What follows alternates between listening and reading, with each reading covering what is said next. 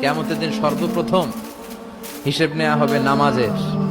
নামাজ, বিশ্বনবী ইন্তেকাল করবেন, রুহু বের হয়ে যাচ্ছে, দুই তিনটা শব্দ বললেন, এর মধ্যে একটা ছিল সালাত। সালাত উম্মতেরা নামাজ, নামাজ।